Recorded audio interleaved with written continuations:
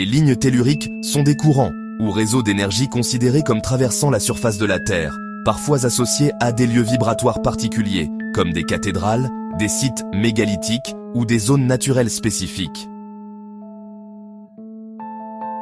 Le terme tellurique vient du latin tellus, qui signifie terre.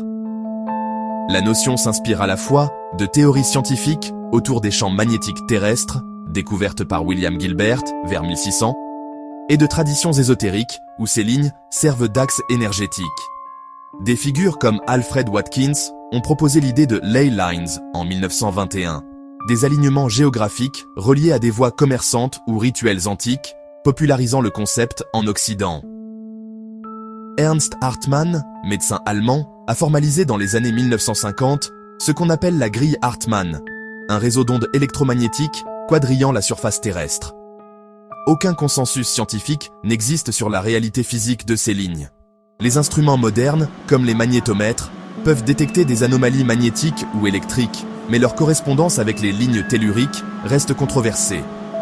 Beaucoup de théories s'appuient sur l'influence de certaines caractéristiques géologiques, failles, nappes d'eau souterraines, sur la conductivité et l'énergie du sol. Le réseau Hartmann, maillage de bandes de 21 cm espacé de 2 mètres et 2,5 lame, est souvent cité en géobiologie, mais reste une hypothèse non démontrée scientifiquement. La détection des lignes telluriques se fait souvent par radiesthésie, baguette de sourcier, pendule, bien que certains utilisent des détecteurs électromagnétiques. De nombreuses traditions prétendent que certains animaux et plantes seraient insensibles à ces flux, expliquant certaines croissances ou comportements atypiques. De nombreux sites antiques et religieux, Notre-Dame de Paris, Pyramides, Stonehenge, sont situés sur des croisements de lignes, selon les tenants de cette théorie. Aucune preuve expérimentale n'établit l'existence matérielle des lignes telluriques. La plupart du temps, leur tracé résulte d'interprétations subjectives. Pour de nombreux scientifiques, les alignements de sites historiques relèveraient surtout du hasard ou de l'organisation pratique des sociétés anciennes. Route, visibilité, sans lien avec des énergies terrestres mesurables.